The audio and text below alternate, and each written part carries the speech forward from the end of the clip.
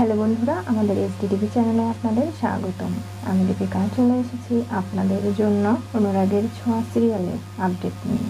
দীপা বারবার সেই গ্যাসের চুলার উপরে যে কাগজটা পড়েছে সেটা তোলার চেষ্টা করে, কিন্তু পারছে না। সূর্য এবং জয় বলছে, বৌদি তোমার ক্ষতি হয়ে যাবে, কেন এগুলো করছো? কেন শোনামা, কাগজটা তোর কাছ থেকে আমি চেয়েছিলাম, কেন তুই এরকম করে নষ্ট করে দিলি? ওখানে আমার রূপার নাম লেখা ছিল, বারবার করে বলা সত্ত্বেও কেন তুই শুনলি না?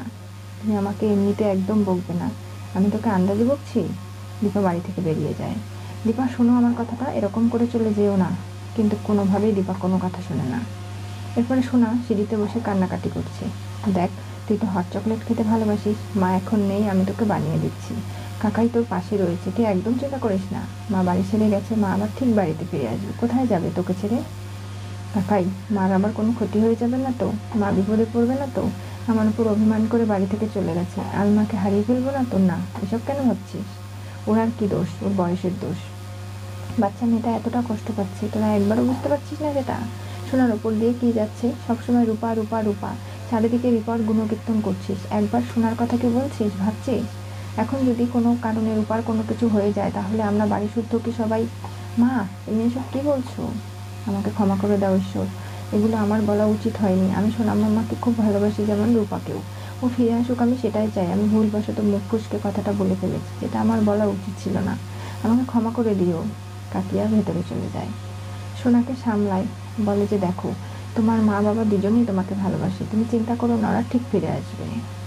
রূপা স্কুলে ক্লাস করছে, হঠাৎ করেই ম্যাডাম কিছু কাজ দিয়েছে ব্ল্যাকবোর্ডে, সেগুলো করা বাদ দিয়ে রূপার ফোনের দিকে নজর। ফোনটা বেজে ওঠে। ম্যাডাম বলে, কে ফোন এনেছে? রূপা ব্যাগ থেকে ফোনটা বের করে দেখে ফোন বাজছে। এত অসভ্য মেয়ে তুমি, বেরিয়ে যাও রুম থেকে। রূপা তারপরেও হ্যালো হ্যালো বলছে। ম্যাডাম ফোনটা কেড়ে নেওয়ার চেষ্টা করে। রূপা ফোনটা দেয় না, তার কাছ থেকে ছিনিয়ে নিয়ে চলে আসে। বলে, এক্ষুনি বেরিয়ে যাও, তোমার মা বাবাকে ডেকে নিয়ে আসো, তাদের সঙ্গে আমার কিছু জরুরি কথা আছে। রূপা বাড়িতে চলে আসা মাত্রই ম্যাডামও পিছু পিছু চলে আসতে শুরু করে। এরপরে, কী ব্যাপার রূপা, এত তাড়াতাড়ি স্কুল থেকে চলে এলি যে? তোর স্কুল তো অনেক দেরিতে ছুটি হয়। আমার মায়ের জন্য মনটা কেমন করছে। দিদিমাসি, আমার মা কি সত্যিই আমার কাছে ফিরে আসবে না, নাকি আমি সত্যিই পারবো না মাকে কোনোদিনও ফিরে পেতে? আমার যে খুব চিন্তা হচ্ছে, ভয় হচ্ছে, আমি কি করব বলো তো? কিচ্ছু হবে না। তখনই ম্যাডাম চলে আসে। কী ব্যাপার দিদিমণি, আপনি? হ্যাঁ, রূপা বলেনি ও কেন বাড়িতে চলে এসেছে এত তাড়াতাড়ি? স্কুলের ক্লাস করা বাদ দিয়ে ও ফোন নিয়ে স্কুলে এসেছিল, তাই। ওকে কিছু বলবেন না, ওর মাকে খুঁজছে, তাই ফোনে বারবার ওর মা ফোন করবে এই ভেবে ফোনটা নিয়ে গিয়েছিল। আর এর থেকেও কিচ্ছু নয়, ওর মা বাবার কোনো শিক্ষা নেই, এরকম করে ফোন নিয়ে কেউ স্কুলে আসে যেখানে নিষেধ করা রয়েছে?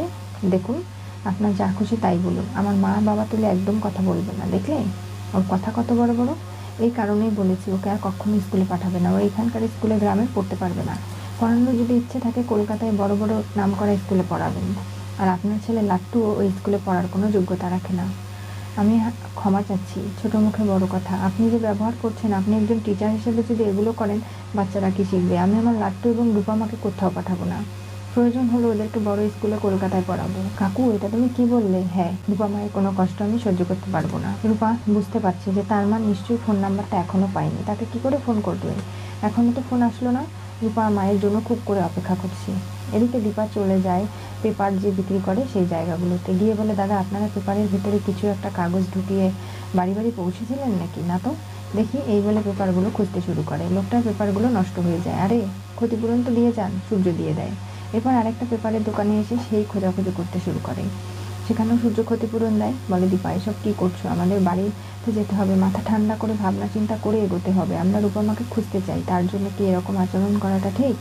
তুমি বাড়ি ফিরে চলো না, আমার কাজ আছে, আমি বাড়ি যাব না। আমার মাথা ঠান্ডা হবে না, আমাকে ফিরতে হবে আমার রূপা মায়ের কাছে। তাহলে কি আমি রূপাকে ফিরে পাবো না? অবশ্যই আমাকে রূপার কাছে ফিরে যেতে হবে। এই বলে পুলিশ স্টেশনে চলে আসে। এসে বলে, দেখুন স্যার, এই পেপারের মধ্যে আমি আমার মেয়ের হাতের লেখা একটা কাগজ দেখেছিলাম, যেখানে ফোন নাম্বার ছিল। আপনারা একটু খোঁজখবর করুন না, দেখুন না যদি পাওয়া যায়। আমি খুব চেষ্টা করছি আমার মেয়েকে ফিরে পেতে। আপনি কী করে জানলেন আপনার মেয়ে বেঁচে আছে? হ্যাঁ, কারণ আমার মেয়ে আমাকে ফোন করেনি, যোগাযোগ করেনি ঠিকই, তবে আমার আত্মবিশ্বাস ওর কিচ্ছু হয়নি। ওর কিছু হতে পারে না।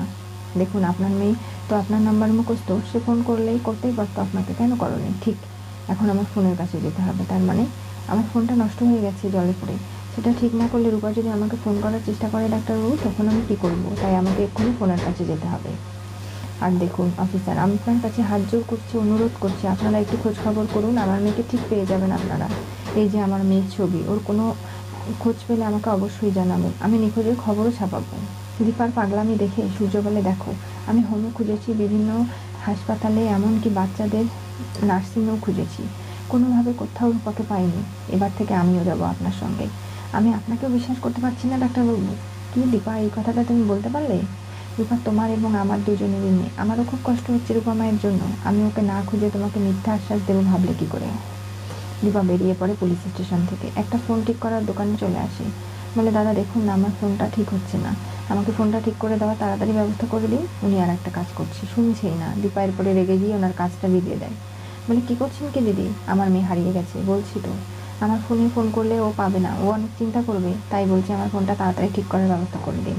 আপনি সিম কার্ডটা তুলুন আগে, তারপরে দেখুন না কি হয়। ফোনটা এখনই ঠিক করার তো জরুরি নয়। কি বললেন আপনি? আমার কোনটা জরুরি কোনটা নয় সেটা আপনি বুঝতে পারছেন? আর একটা বাবা মায়ের কাছ থেকে তার সন্তান হারিয়ে গেলে কত যে কষ্ট হয় সেটা আপনি বোঝেন? সেই মানসিকতা আপনার আছে? নেই। দীপা কান্না করতে লাগে।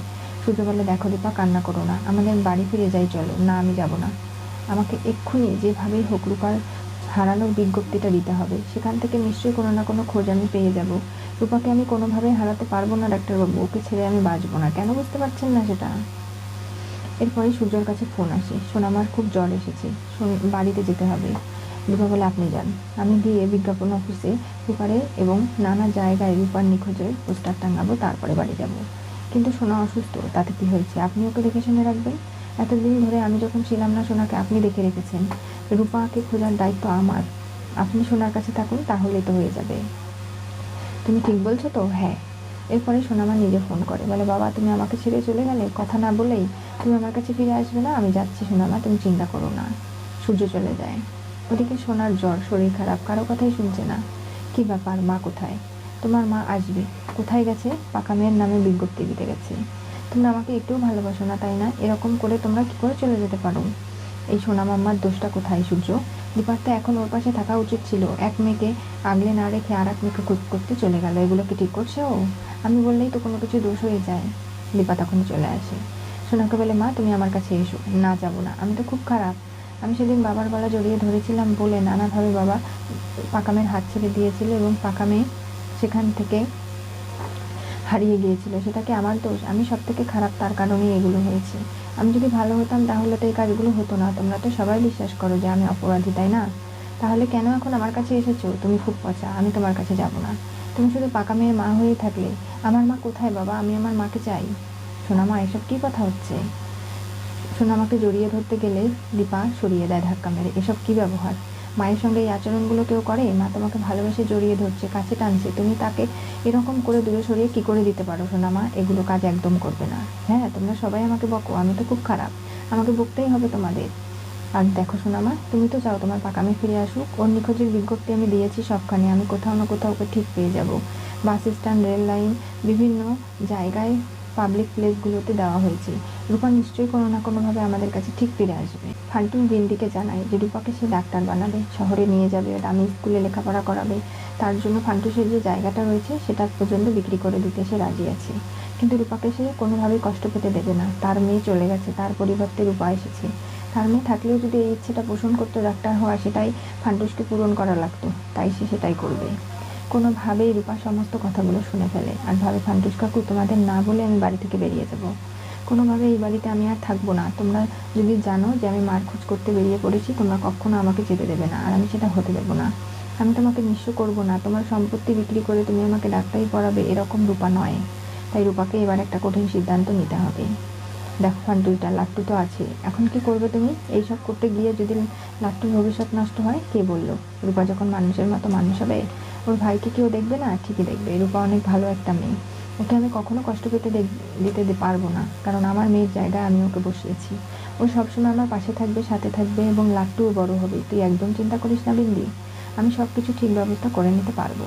কি হতে চলেছে অনুরাগের ছোঁয়া সিরিয়ালের পরবর্তী টুইস্টে? দীপা রূপার ছবি পুলিশের দিয়ে নিখোঁজের পোস্টার লাগালো, ফোন নেওয়ায় রূপাকে বের করলো। আজকে যেভাবে রূপা তার মায়ের খোঁজ করার জন্য ফোন নিয়ে স্কুলে গিয়েছিল, সেখানে কেউ ফোন করে রূপার সঙ্গে কথা বলছিল, কিন্তু সে কে তার মা নয় রূপা বুঝতে পেরেছে। এরপরে ম্যাডাম দেখে তাকে ঘাট ধরে ক্লাসরুম থেকে বের করে দেয়, কিন্তু রূপার হাত থেকে ফোনটা কখনোই নিতে পারেনি। কিন্তু তারপরেও রূপা বাড়িতে ফিরে গিয়েছিল এবং রূপার ফান্টুস এবং বিন্দির কাছে ম্যাডাম বিচার করেছে, কিন্তু সবাই রূপার পাশেই ছিল, কোনোভাবে রূপাকে অসম্মানিত হতে দেয়নি। রূপা এখন তার মাকে খুঁজতে একলাই বেরিয়ে পড়বে, এই বেরোতে গিয়ে কোনো বড় বিপদে না পড়ে যায়। ওদিকে দীপার হয়েছে জ্বালা, সোনার কাছে যেতে চাইলে যেতে দিচ্ছে না, আবার না যেতে চাইলে সোনা মন খারাপ করছে। রূপাকে খোঁজাটাও জরুরি, বারবার ছোট কাকিমণি এমন কথাবার্তা বলছে যার কারণে অস্থির হয়ে উঠছে সোনামা এবং তার মায়ের প্রতি ক্ষোভ তৈরি হচ্ছে। সে নিজেকে দোষারোপ করছে, সোনা যে রূপা হারিয়ে গেছে তার জন্য সেই দায়ী। অনেকবার করে জীবনে এত কিছু ঘটানোর চেষ্টা করছে যেগুলো কোনোভাবেই দীপা মেনে নিতে পারছে না। জানতে চোখ রাখতে হবে আমাদের চ্যানেলে, পাশে থাকা বেল আইকনটি অবশ্যই করে ক্লিক করুন।